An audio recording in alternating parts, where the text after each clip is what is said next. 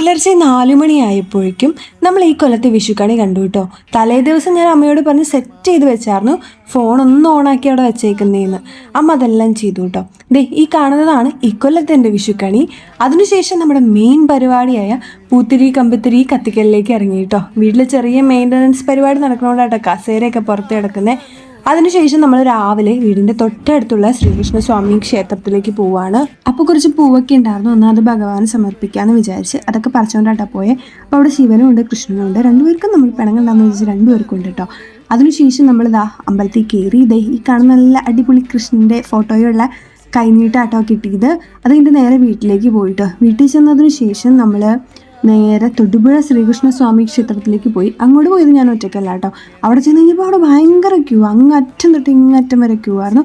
അപ്പോൾ നമ്മളവിടെ അകത്ത് കയറിയില്ല. അതിനുശേഷം തിരിച്ച് വരുന്ന വഴി തന്നെ മറ്റപ്പള്ളി ശ്രീകൃഷ്ണസ്വാമി ക്ഷേത്രം ഉണ്ടായി, അവിടെ പോയി. ഇവിടെ ഞാൻ ആദ്യമായിട്ടാണ് പോകുന്നത്. അവിടെ ചെന്നപ്പോൾ അവിടെ ഐസ്ക്രീമൊക്കെ ഉണ്ടായിരുന്നു. അപ്പോൾ അതൊക്കെ കഴിച്ചതിന് ശേഷം നല്ലൊരു വെജ് ഹോട്ടലിൽ കയറിയിട്ട് ഞാൻ നല്ല നെയ്റോസ്റ്റാണ് പറഞ്ഞത്. പക്ഷെ അവരെനിക്ക് മസാല ദോശ തന്നെ.